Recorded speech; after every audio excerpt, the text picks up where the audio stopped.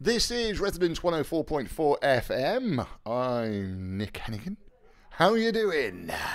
Welcome to another slice of Literary London, where we talk about, well, you know, things to do with literature and, well, things to do with London. Yeah? You get the idea. We're also podcasts, don't you know, all around the world on all your favourite podcast places. And, of course, at bohemianbritain.com. Which is a website I set up last year for the Edinburgh Festival, actually. It's a bit of a joke because we were voted at my podcast, the Resonance FM show, was voted the number 2 Bohemian podcast in the world to follow by, I think it was by FeedSpot. Number 1 is in New York somewhere. And it made me laugh slightly because I thought, how can you be a successful Bohemian? Does it mean you kind of have 2 tins of beer, maybe? Or 2 extra cans of baked beans, 2 slices of... I mean, anyway, I just kind of, it was slightly incongruous. You know, perhaps you've got a smaller garret in which to create than other Bohemian podcasts. So anyway, it got me slightly thinking, and we've set up Bohemian Britain as a website, and these shows are on it, and also interviews and videos. It's a bit of a mess, actually. It's a writer's life in London, as you may know if you've been following me for a while. I'm a writer. Yes, what an idiot. Oh no, I should have got a proper job. My mother warned me. And I wrote a thing called the London Literary Pub Crawl, which we did for the London Olympics, the 2012 Olympics. As is the want of many writers, I kind of missed my deadline. Yes, but we did get it on eventually just after the Olympics. They wouldn't put the Olympics off for me. I don't know why. I asked them, but no, they wouldn't. But then, of course, as is the way of the modern tinterweb, people just kept booking tickets. So I say 2012 was the first one, and it's what are we now? It's been going for a few years. Obviously completely stymied during the lockdown, during the pandemic, but it's started to pick up again now. And so occasionally, what I do what I'm doing right now is I'm not in the studio, I'm in a pub. What? I hear you cry? Don't cry, it's all right. Yes, I'm in a pub, in fact. Cheers. Oh, aye. A drop of the cold stuff, as we say. And it's another in our occasional series looking at writers, London, or writers and London. And what I do occasionally is I take an area of London or a particular speciality and we just talk about it. Obviously, quite often I interview writers about their books, but quite often I'll do a few extracts. And this is a favourite of mine, and it's actually called, let me just get it here on one hand, I've put my pint down. It's called Writers London by Carrie Kanya, I hope I've said that right, and Alan Oliver. And it's kind of a cool little book. I mean, obviously, London is the centre of the world. Sorry about that, New York. Always a vibrant hub for the literary world is London, and that's why we do the London Literary Pub Crawl, of course. Shakespeare, of course, Amos, Byron, Plath, Orwell, Lessing. Some of the greatest names in literature have lived, worked, played, and, of course, drunk in the great metropolis. So, famous writer stories, I suppose. Joe Orton was murdered by his lover at his home in Islington. Dylan Thomas left his manuscript in a Soho pub. The story is that it was the only manuscript to Undermilk Wood. And he left it in a Soho pub. And there are various stories around that. He actually got it back. There are stories about someone realising it and taking it to his publishers and then the secretary running after him. There's another story about how one of the bar people tracked him down and gave him the script back. And most pubs in Soho tend to claim to be the one where Dylan Thomas famously left his only manuscript of Undermilk Wood. There's other great characters, obviously. William Blake. William Blake is a favourite of mine. He's in the London Literary Pub Crawl as well. Considered mad by his contemporaries, but William Blake saw visions of angels on Peckham Rye. And in fact was born in Soho. There's now a block of flats where he was born. Of course, quite famously, he wrote those lyrics and did those feet in ancient times, which was put to music by Hubert Parry in, I think, 1911, was it? I don't know. Land of Hope and Glory. Anyway, Jerusalem, I should say. Sorry, Jerusalem. I mentioned Land of Hope and Glory because we think that was actually written at a pub called The Dove, which is a beautiful little pub, one of my faves as well, in Hammersmith. And we're going to look at West London in a moment. But yes, the Dove in Hammersmith's been there for, I think there's been a pub there since about the 1500s. And it's a lovely, lovely area. It is. Kenneth Graham, of course, the writer, was shot at 3 times. They all missed. At the Bank of England. We're actually going to start soon. I don't want to sound like a commercial, but I wrote a few years ago a Fleet Street pub crawl. Because, of course, Fleet Street's another fascinating part of London. Considered to be the home of journalism. There were, I think, the first journalists or newspapers opened up there in about the 1700s, I think. It's been a while since I read the script. And of course, rather sadly, the last journalists, after hundreds of years, have now moved out. There are no more journalists in Fleet Street. But I've written this tour and found some of the pubs that people used to go to, and the reason I'm reminded of that is the Bank of England used to be, I think, in that sort of area. And there's a pub there called the Bank of England. That's another reason why I know it. Yes. Yes. So this writer's London book has been very well researched. Guides you through some of the homes and the bookshops and the pubs and cemeteries, neighbourhood by neighbourhood, where some of the literary greats were born and bred and loved and lost and drank and, of course, died. The 2 writers, I've got a little biog on them. Carrie Conyer, I hope I've said that right, has been in publishing for a very long time, it says here. First in New York and now in London. She lives with her husband Ash, their dog Foxy, and a lot of books in Soho. I'm surprised I haven't met her. I'm a member of the Soho Society as well. They're a good organisation to join if you live or work in Soho. Yeah, they are a good organisation. They've helped an awful lot with planning in the past. I think they're one of the first community associations in London, if my memory serves me correctly. Or maybe they weren't. But anyway, that's Carrie. The other writer of this book is called Alan Oliver. And he studied creative writing at Birkbeck College. And I'm very fond of Birkbeck College because it's where I went.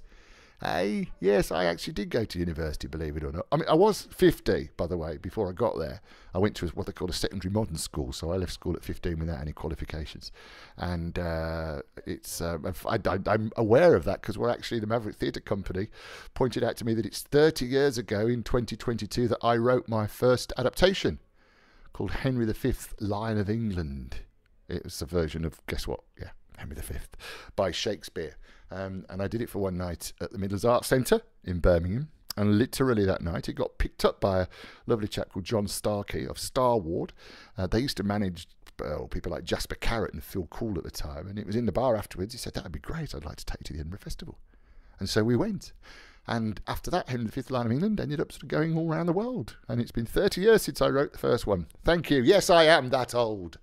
I might sound youthful, but it's a bit of a ploy. And so 30 years ago, yeah.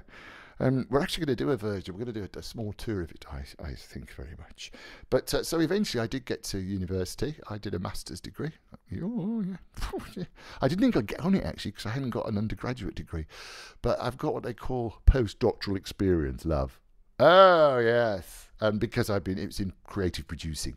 And I'd been writing and producing theatre for quite a long time. I think it was almost the university sympathy vote. Yes. So Alan, anyway, studied creative writing at Birkbeck College. And in fact, I'm trying to think of the head of the course. The creative writing course is very well thought of. In fact, Birkbeck's a brilliant institution. It's an evening university generally, although my master's was a full-time course. But it means you can study in the evenings if you want to. And I gather is it in one of the Brooks University? It's it's a big research university. Apparently very, very big with NASA, apparently. Yes, they do all sorts of that. And I like the library and the Birkbeck Bar, but yes, it was grand. And Alan, when he's not reading, can be found creating bespoke hand-woven rugs. Isn't that great? He lives in South London with his dog Delia and a lot of looms. And the book's published by, I think it's called The Art Press. I'll work that out in a minute. I'll give you the publisher. Yes, Ackartbooks.com is their website. And so thank them. I'd like to thank them for the sort of stimulation for this. And I thought what we'd do basically is have a quick look at sort of Kensington and Earl's Court. The Finborough Theatre did a thing called Earl's Court Miscellany. Earl's Court Miscellany. Gee, I should have practised that one. I've only had 2 sips as well. I'm actually talking of which. Cheers! Oh, yeah, go on. It's wet and cold, which is all that matters. Yes, and so the Finborough Theatre's a great new writing theatre. And that's what made me think about Kensington and Earl's Court. And, of course, the famous quote by Patrick Hamilton in his brilliant Hangover Square, to those whom God has forsaken is first given a gas fire in Earl's Court. Yes, that's Patrick Hamilton from Hangover Square. And in fact, if you look back through the archives of this very, very radio show, there's a review of Hangover Square, Patrick Hamilton, and it's performed by 2 friends of mine, really. Mark Eliot, who you might know from EastEnders and from Holby City, and Caroline Morris, who's an actor who was also in the West End quite a lot. It's a great show. I might try and sort of reissue it again, because they're a good bunch.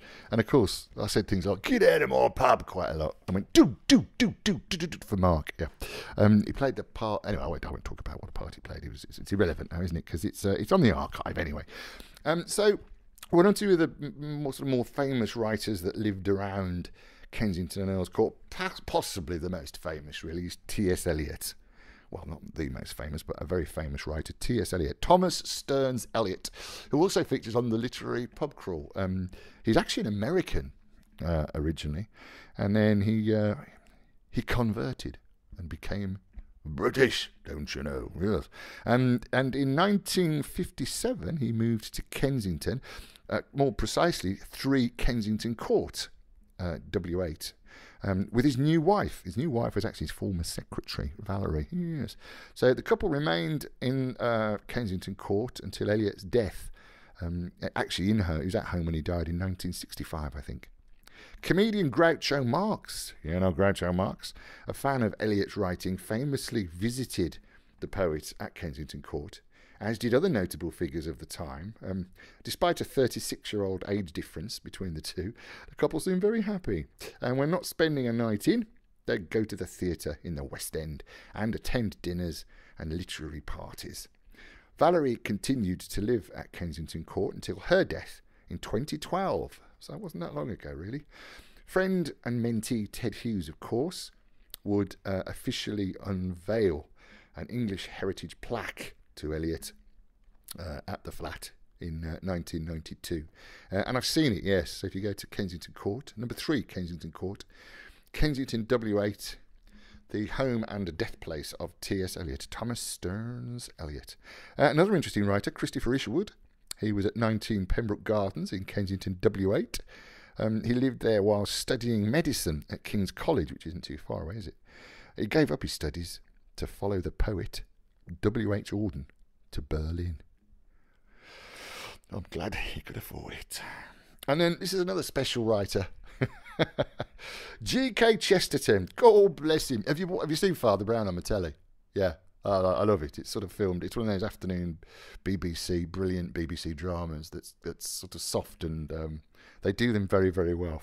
Yes, and of course G.K. Chesterton was the creator of Father Brown, Gilbert Chesterton, to give him his full name or his first name. And he moved to 11 Warwick Gardens, Kensington W14, with his family when he was just 3 years old. So a real local boy. He lived there on and off until his marriage in 1901. Gilbert, along with his youngest brother Cecil, were friendly with their neighbour, the writer Hilaire Belloc, and the 3 later founded New Witness magazine together. George Bernard Shaw, who lived nearby, described the influential Chesterton and Belloc sort of Iliad as fellow writers as a caricatured cryptid known as the Chester Belloc. So yes, God bless him, George Bernard Shaw. Also lived, of course, in Fitzrovia for quite a while. Who else was there? Well, William Mcplay Stackery, 16 Young Street, Kensington W8. Following the confinement of his wife to a private asylum in 1842, Thackeray's daughters went to live with their grandmother in Paris, and it was only when the writer moved into the house on Young Street in 1846 that he was reunited with them. Oh, that's a sad story, isn't it? And a relatively normal family life returned. So William Mcplay Stackery credited this happy reunion with inspiring him to finish Vanity Fair, which was eventually published in serial form between January 1847 and July 1858. Prior to its serialisation, it had been turned down by 5 publishers. You hear that such a lot, don't you, in publishing? It's like the guy that turned down the Beatles and the numerous publishers that turned down J.K. Rowling with the Harry Potter thing. Yes. And of course, if we're staying with famous Kensingtonians, Henry James was at 34 De Vere Gardens, Kensington, W8. After publishing Daisy Miller, Washington Square, and Portrait of a Lady, Henry was able to move from Mayfair to a new, larger home in Kensington. Yeah. He'd lived here for several years, entertaining notables such as Mark Twain, of course, was in London, I think, for a while himself. He would write that, he quotes, "My new quarters work beautifully," and he'd be as a quote bourgeois as my means will permit, and have large fat sofas. Good for him, Henry James at 34 De Vere Gardens, Kensington, W8. I suppose while we're down here, we should look a bit at Chelsea and Fulham, really, shouldn't we? You know, while we're in the area, because it's obviously renowned for its posh shops. In the 19th and much of the 20th centuries, Chelsea was considered to be London's bohemian quarter, which is kind of unusual when you think of how it's received now or perceived now. It was inhabited by colonies of artists and writers, from members of the pre-Raphaelite Brotherhood in the 1860s to the likes of Ian Fleming and Jean Rhys in the 1930s. As the 60s counterculture bloomed, swing in London, as it were, was defined by the King's Road in Chelsea, with kind of clothing boutiques and locals like Keith Richards, of course, from the Stones. And then in the 1970s by Vivienne Westwood's boutique Sex and suitably dressed punks. However, by the time Margaret Thatcher's 1980s rolled around, Kensington's poorer cousin had started to smarten up. And today you'd be very unlikely to find many authors in Chelsea who were able to pay their rent with a publisher's advance. Yes. There are some notable bookshops in the area, though. I think Potterton Books is on Lower Sloane Street, Chelsea. New and Arts Photography Books, I think. What else is there? John Sandow Books at 10 Blacklands Terrace, SW3, specialising in the arts since 1957. I have to say I haven't checked all these books out the bookshops out recently, and I do worry that, of course, the current trend for online and, of course, the current pandemic may have not helped them. School books, So-Called Books, SOKOL, at 239A Fulham Road, Chelsea, SW3, specialises in anything printed before 1640. Yeah, brilliant. One or two notables that lived in Chelsea. Flat 104, Chelsea Gardens, 91 to 104 Chelsea Bridge Road, SW1W. Jerome K. Jerome, of course, who wrote one of his most notable novels, Three Men in a Boat, while he was living in Chelsea Gardens in 1889. I think he also lived in Fitzrovia, did he not? I think he did. And he was another one of those writers that used to go out late at night and walk the streets, something that Charles Dickens did. He was a great walker and thinker. I often wondered if it's because the houses weren't very nice, but I'm sure it's not. Another famous person, Samuel Beckett, lived at 48 Paulton Square, Chelsea, SW3, obviously the playwright and novelist Samuel Beckett. He lived for a short time in that sort of terraced Georgian garden square in 1934. While he was there, Beckett worked on his first novel, Murphy, in which the main character dies in London. And of course, George Eliot, I've been there a few times, 4 Cheney Walk, Chelsea, SW3. Or should we say Mary Ann Evans, because that was her real name, but obviously she was better known as George Eliot. She took her man's name because she knew women wouldn't get published back in those days. But she lived there. She lived at Cheyne Walk only for 3 weeks because she suddenly died from the flu just before Christmas in 1880 at the age of 61, which is a shame, isn't it, really? And I suppose we must mention as well, not only the Royal Court, which is the new writing theatre, which I tend to go to a lot. I do now it's open again. And in fact, for a while, their bar, the Royal Court Bar, if you're a writer or a creator, the Royal Court Bar is quite a nice place to go because considering where it is, it's not that expensive. And the staff are very friendly. And in the daytime, it's usually not too busy. And to get there, you'll probably come out of Sloane Square Station, which is, of course, in Sloane Square, Chelsea, SW1W. And together with his 4 brothers, Peter Llewellyn Davies, the middle son of Arthur and Sylvia Llewellyn Davies, were the inspiration for the Lost Boys, of course, and the Darling brothers in J.M. Barrie's beloved Peter Pan.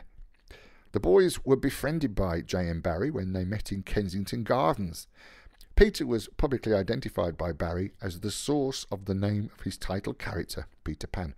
But Davies himself hated the association and felt it plagued him throughout his life. Are you Peter Pan? No, I'm not. Upon the death of J.M. Barrie, of course, famously his estate was left to his secretary and the copyright for Peter Pan to Great Ormond Street Hospital. And of course, if you do Peter Pan nowadays, even you have to pay royalties to Great Ormond Street Hospital, and no one I know in theatre ever minds doing that. It's interesting that Llewellyn Davies and his surviving brothers received a legacy from it, but Peter was reportedly resentful at not inheriting Barrie's entire fortune as recompense for the notoriety he'd experienced after being linked with Peter Pan. It all went a bit wrong, really, because later in life, Davies descended into alcoholism and depression. And on the 5th of April 1960, after drinking at the bar of the Royal Court Hotel, he jumped in front of an oncoming train at Sloane Square Station, which is really tragic, isn't it? Headlines at the time reported that the boy who never grew up is dead. Sad story, isn't it? Yeah, I mean, you can't really comment. I assume now that we'd be slightly better now. We're slightly better at dealing with mental health issues than we were back there. But I was never Peter Pan, but I had a little bit of time when I was on the radio and I was a bit famous. And I found that really difficult to deal with. I was in Birmingham at the time. There were no private clubs to go to, like there are in London, None of that. And I found that I ended up just kind of hanging around with the same people all the time in one particular pub.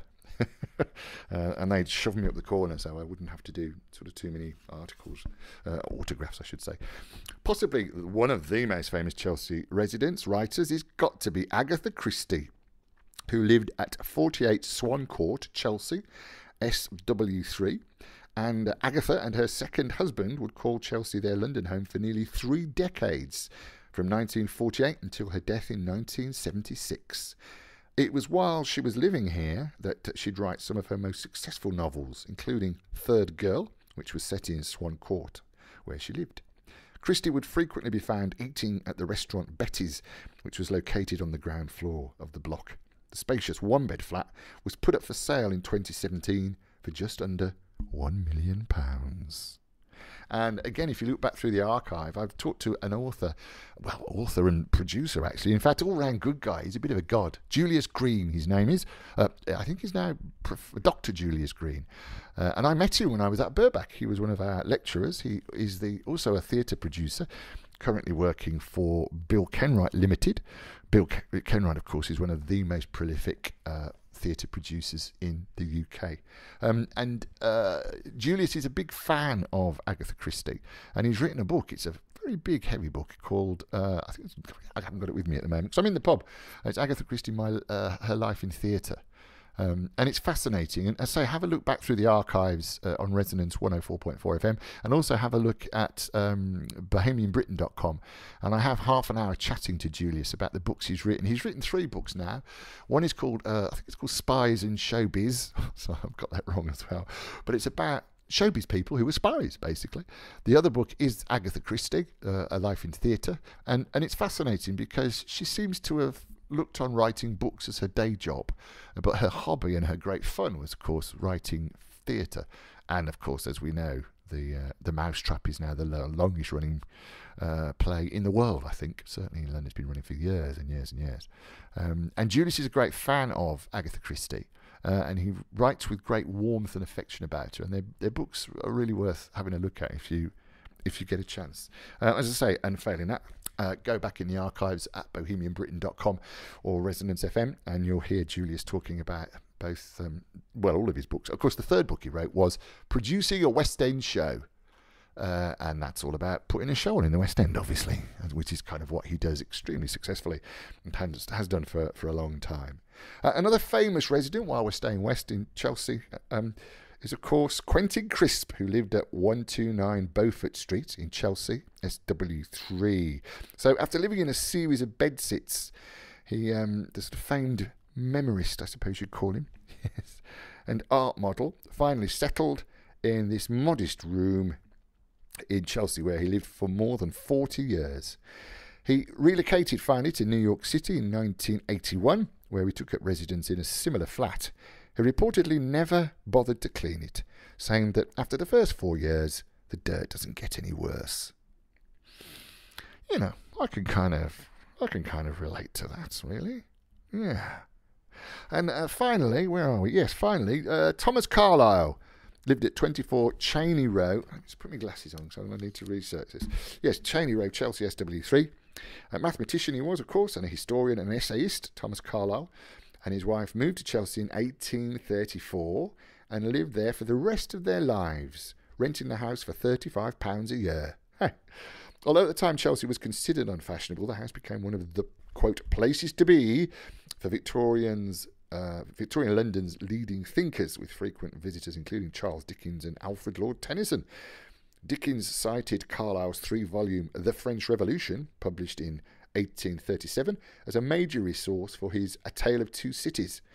Today, the majority of the house remains furnished and intact and is open to the public. So get yourself down to 24 Cheney Row, Chelsea, SW3. I like the fact that William Makepeace Stackery, who we've already mentioned, said of Tom Carlisle, he said, Tom Carlisle lives in perfect dignity in a house in Chelsea with a snuffy Scotch maid to open the door and best company in England ringing at it. It's kind of cool, isn't it? So, and that's about all time we've got for. That's all we've got time for, I should say. And also, my pint's getting warm, so I better move on. Thanks again to Writers London by Carrie Kenya and Alan Oliver. Thanks also to the London Literary Pub Crawl. And if you'd like to get in touch, then as always, the easiest way is probably email radio@mavericktheatre.co.uk. radio@mavericktheatre.co.uk. I'm on Twitter as well. I think it's @LitLondonRadio. I'll check it out. In the meantime, keep smiling, my loves. It will only get better. And I'll see you next time. I'm Nick Hennegan. This is Literary London on Resonance 104.4 FM.